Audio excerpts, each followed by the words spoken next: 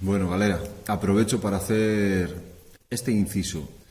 De los últimos años para acá he venido pues desarrollando pues grupalmente algunos encuentros en formato de taller de iniciación a la radiestesia con varillas. Entonces, el hecho de que la radiestesia no sea una disciplina exclusiva de gente que posea un don especial, sino que esa capacidad está en el software humano, pues pudiendo todo el mundo tener acceso a este aprendizaje, porque es un aprendizaje que requiere práctica y requiere simplemente pues unas bases, un método riguroso, sencillo y accesible, pues empecé a compartir con otras personas, ¿no? Primero de manera informal y después lo hice de una manera más organizada, más seria y con un carácter pues formativo y pedagógico, ¿no?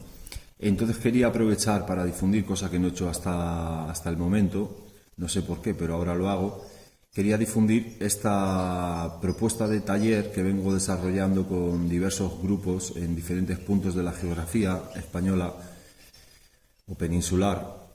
Y aunque principalmente los he desarrollado en Cantabria, que es mi zona natal, pues como soy un tipo viajero que acostumbro siempre que puedo a viajar a otros sitios, a trabajar en esos sitios, pues bueno, pues se plantea esa posibilidad para los grupos de gente interesada que quiera hacer esta iniciación o este aprendizaje. Los costes son muy accesibles y bueno, pues los resultados hasta el momento han sido muy buenos.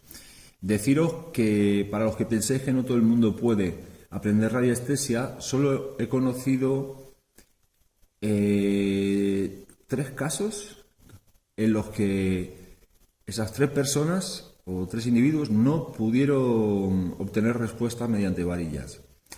Pero esa imposibilidad solo fue temporal. ¿Por qué? Porque realmente no se puede obtener respuesta si tu propia mentalidad, tu propia concepción, tu propio raciocinio bloquea esa posibilidad. Es decir, que los únicos que no pueden hacer prospección con varillas son aquellos individuos que tienen un bloqueo desde el punto de vista del pensar o del plano mental, en cuanto a que no puede ser. ¿Ok? Yo entiendo que es difícil, o cuanto menos no es fácil, abrirse a esa posibilidad, y más teniendo en cuenta el mundo tan racional y materialista del que venimos. Todos los que estamos en esto, imagino que como yo hemos pasado por etapas y por fases y procesos en los que nos ha costado permitir a la propia experiencia la evidencia de los resultados. Entonces entiendo esa posición, pero deciros que esas 3 personas hoy en día están prospectando con varillas con toda libertad y en su propio proceso de aprendizaje y evolución. La duración mínima de un taller suele ser mañana y tarde, con parada para comer, una parada amplia para descansar, compartir, charlar, conocernos. ¿Qué vamos a abordar? Vamos a abordar pues desde lo más básico, que es cómo hacer unas varillas, qué materiales utilizar, ver diferentes ejemplares. Primeramente abordaremos las bases de un método sencillo. Lo primero que abordaremos serán las líneas telúricas, tanto las líneas Harman como las líneas Curry. Hay otras líneas, pero principalmente vamos a versar sobre estas dos primeras, y seguidamente vamos a abordar también lo que es la percepción del agua, que quizás el agua es lo más fácil de percibir, pero sin embargo es lo más difícil de interpretar. Por eso lo dejo para la segunda parte, para que así tengamos la posibilidad de asegurar una base a través de la relación con las líneas Harman y Curry, y a partir de esa base nos va a ser más fácil abordar las particularidades del agua, sobre todo a la hora de interpretar.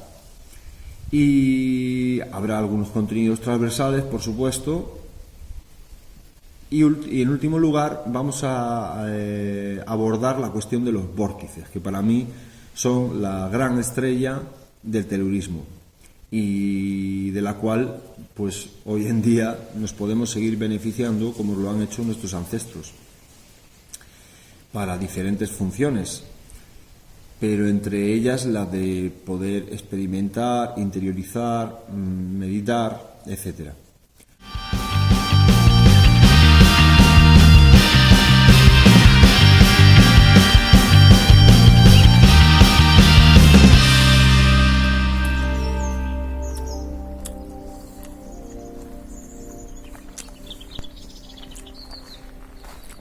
Bueno, galera, con una empanada de pulpo en una mano, en la otra el móvil, y por delante un tramo de camino que nos conduce, como habéis visto, al Castro Baroña. Una preciosidad. Yo he venido aquí en una ocasión que me trajo a ver de un gallego al que conocí en la Catedral de Santiago. Yo había hecho una pequeña meditación en el interior, y justo al salir, un día lluvioso, en la plaza solo había una persona en el centro, y esa persona era este gallego, que estaba allí con una gaita honrando a una amiga fallecida y tocando algo para ella. Yo cuando lo escuché tenía tal fuerza la música que estaba haciendo, tenía tal energía, que no pude sino romper a llorar. Después ese chico se acercó a pedirme fuego, me miró a los ojos, se quedó un instante mirándome a los ojos y me dijo: tú eres buena gente. Y nos hicimos amigos. Y entonces él pues nos acompañó y compartimos una parte de ese viaje que yo hice, pues como he hecho siempre que he podido, desde Cantabria por la costa, Asturias, Galicia, a descubrir lugares, ¿no? Lugares interesantes, que los hay y muchos.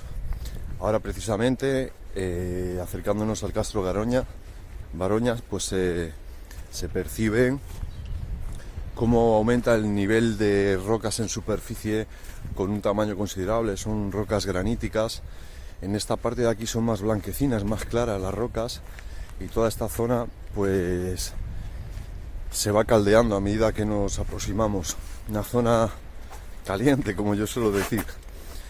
En este caso vengo acompañado de Chus, como habéis visto o como veréis, nuestro amigo Chus, y pues un placer compartir con él también. En este caso va a ser para los dos nuestra segunda visita al Castro Baroña. Ahora os enseño.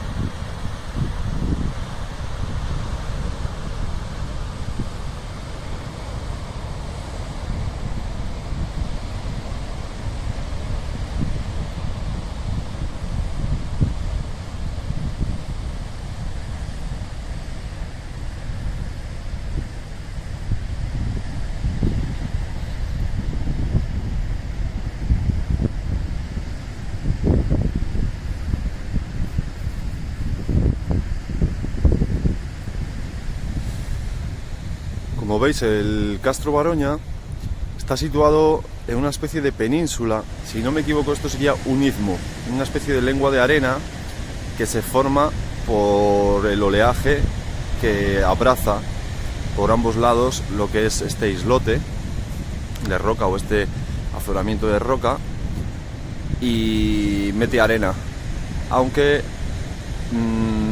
hay una parte de roca en esta especie de lengua hasta llegar al lugar. No sé si sería exactamente un istmo o una mera península. En todo caso, como veis, es fascinante el lugar elegido para levantar un poblado.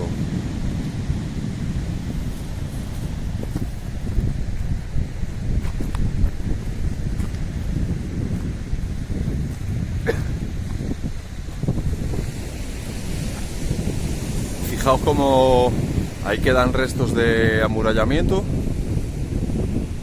grandes cantos rodados, y aquí tenemos amurallamiento, pero tenemos un gran foso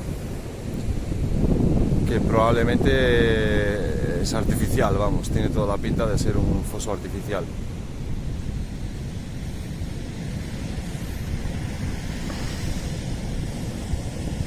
Estos trabajos de piedra en los que se juega con la vertical a través de el equilibrio en la línea de gravedad, siempre me hace recordar de el hecho de que los seres humanos en un momento dado quedaron sustraídos de las fuerzas meramente terrestres al poder erguir su columna y liberar sus extremidades superiores del suelo, de tal manera que sus manos quedaron libres para actuar en función de su propia voluntad y no meramente dentro de un patrón de inteligencia instintiva, sino que a partir de ese momento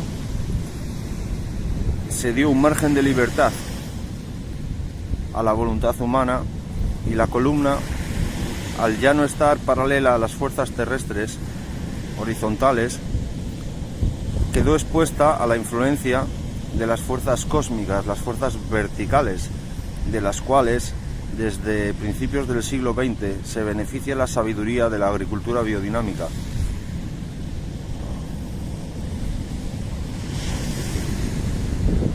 Fijaos qué amurallamientos.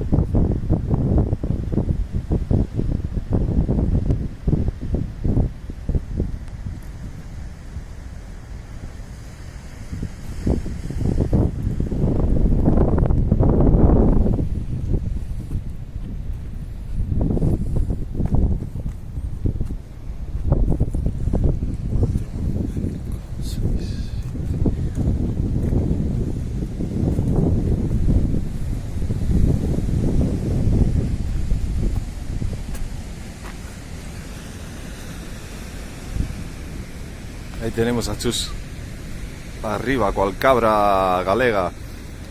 No ha perdido ni un segundo en trepar hasta arriba. Sí, señor.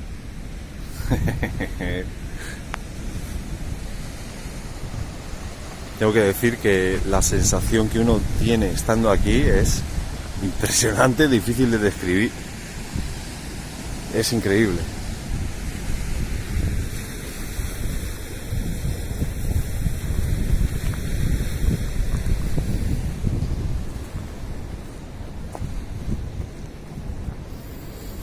Muchas veces encontramos que cuando se encuentran restos de este tipo de castros, muchas veces se intenta recrear cómo serían estas cabañas. Y la cuestión es que muchas veces los muros los prolongan en la altura, pero no creo que esos muros sean muros altos. Son una base de piedra sobre la cual luego se utilizan otros materiales. Es decir, que los muros no llegarían hasta a cubrir toda la pared en altura, sino que servirían de base, como estamos viendo en este caso. Tienen una altura, pero no llegan hasta la cobertura que tuvieran. En este caso supongo que se trate de materiales vegetales, madera u otros elementos del reino vegetal. Más bien sentaban las bases de las paredes que iban a soportar el peso del resto de la estructura. Fijémonos que en casi toda lo que es el interior de estos habitáculos circulares tenemos tierra y césped, y sin embargo, bueno, esa roca habrá que echarle un vistazo también. Es que no hay un rincón que no tenga interés. Y fijaos que a diferencia del anterior habitáculo, el suelo es totalmente suelo de piedra.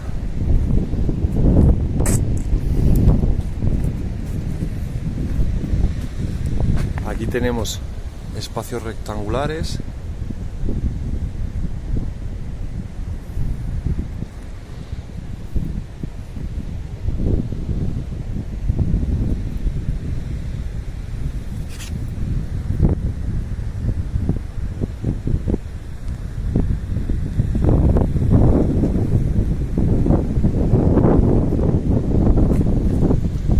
Vale, parece que hay una especie de argamasa que se ha empleado en este espacio, que no necesariamente tendría por qué ser así originalmente.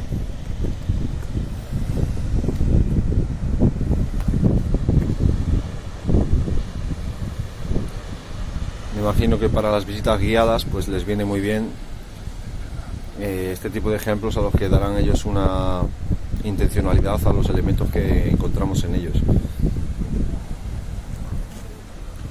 Todo roca granítica.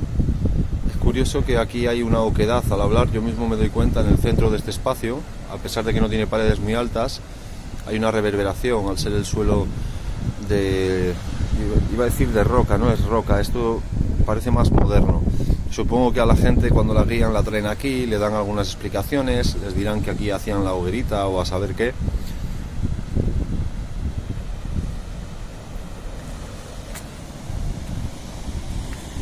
Y lo que estamos viendo son estructuras circulares a modo de cabaña, aparente cabaña, pero también tenemos estructuras rectangulares que no aparentan la función de habitáculos, como el caso de las cabañas circulares. Fijaos que piedras interesantísimas, labradas, no erosionadas, labradas, y que están integradas entre espacios, en todo el recinto, en todo el castro. Bueno, no pretendo hoy abarcar, sería poco realista si tuviera la ambición de querer abarcar todo lo que hay aquí. Así que tomémoslo como una aproximación al lugar, y quizás con el tiempo podamos hacer segundas y terceras incursiones para profundizar más en este espacio espectacular.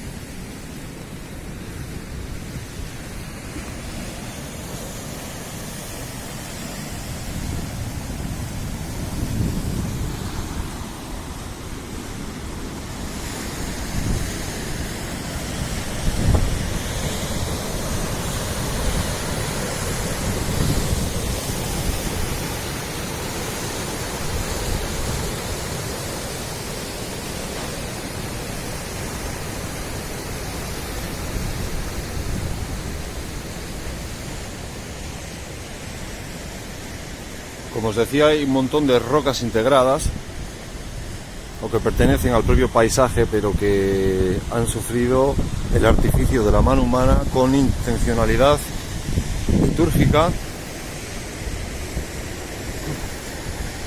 Aquí veis, tenemos la parte alta de la roca, donde el fluido pasa a un primer nivel, a una primera escala. Tiene un punto de escorrentía, de desborde. A su vez, este punto de desborde irriga o precipita hacia esta zona con otro nivel, haciendo escala en diferentes puntos. Aquí tenemos otra cazoleta que irriga hacia este lado que hemos mencionado, y también por aquí a esta segunda cazoleta.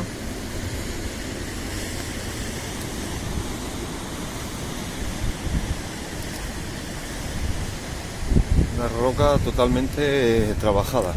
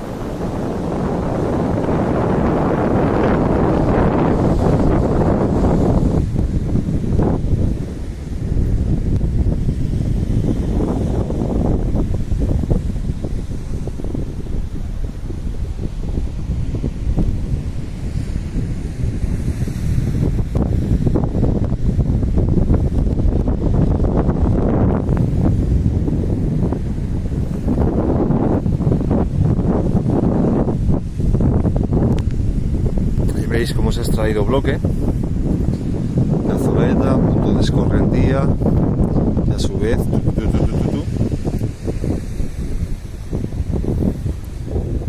plazoleta.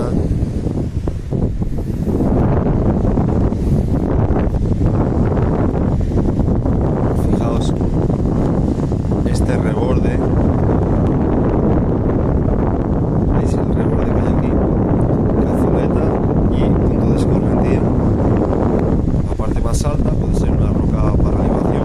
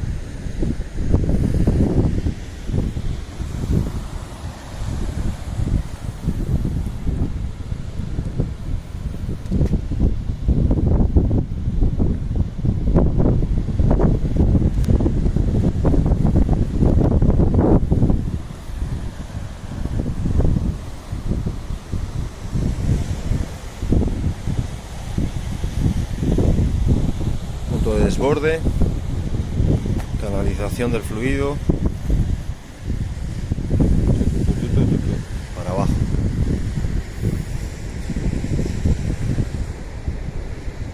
Canalización.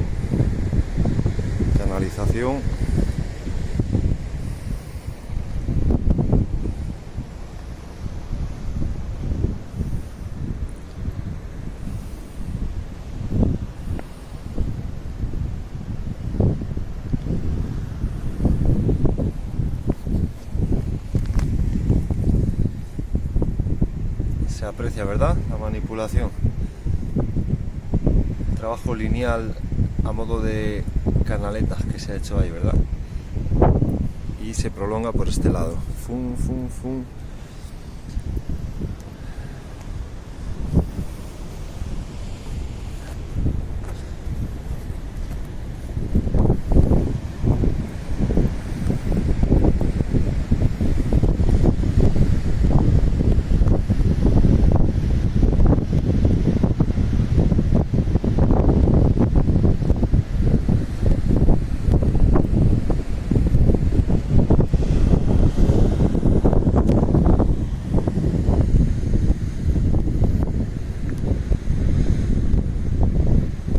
Pileta bastante grande.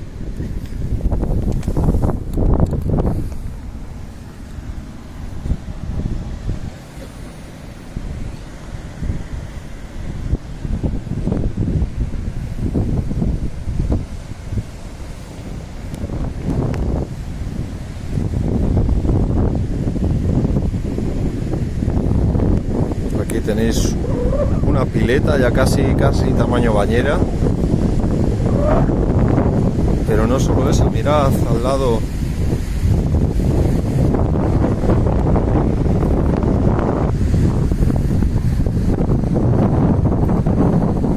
Interesante que estas piletas casi bañeras en este caso tienen la base plana, lo cual no es típico de la erosión natural, pero bueno, yo aquí no tengo ninguna duda. Son cosas bastante obvias, artificios muy obvios, yo diría que indiscutibles. Quien quiere discutir esto probablemente le falte un hervor o no le funcione perfectamente el sentido lógico o la capacidad de pensar. Zona de desborde a una segunda escala que pasa a una tercera escala.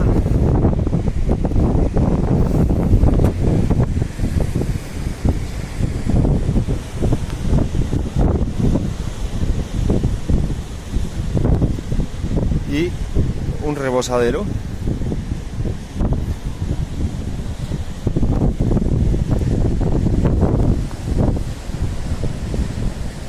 Y a su vez precipita hacia esta parte. y ahí hay una aparente cazoleta, y cuando rebose a su vez precipitaría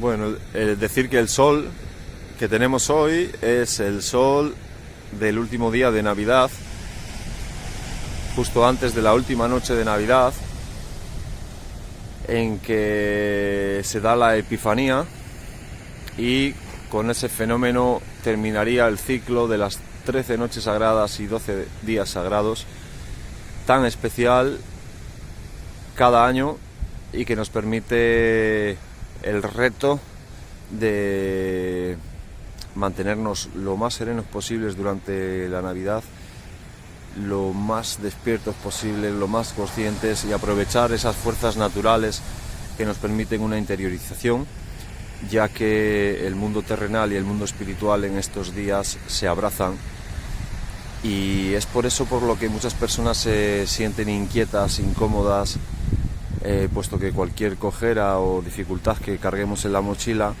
pues surge a la superficie, aflora, y por eso lo planteo como un reto, el reto de Navidad, de mantenerse sereno, consciente, aprovechando las fuerzas naturales que nos permiten una interiorización, donde la Tierra no es ni solar ni es lunar, sino que las puertas del cosmos, las puertas que separan lo terrenal y lo espiritual, se abren.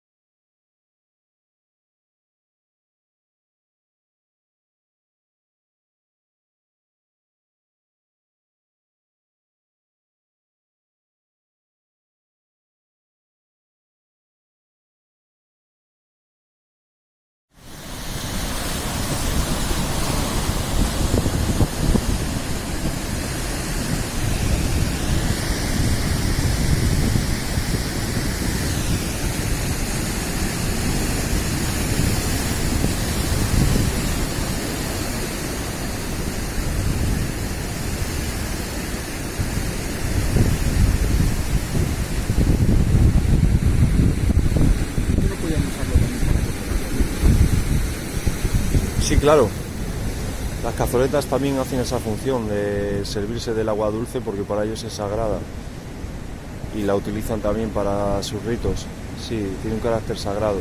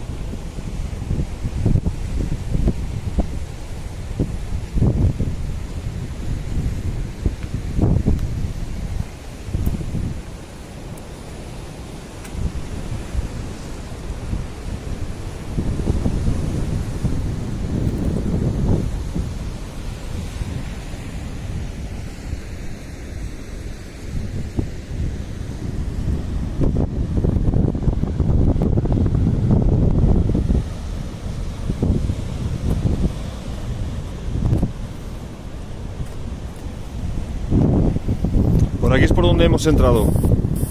Por esta parte es por donde hemos entrado.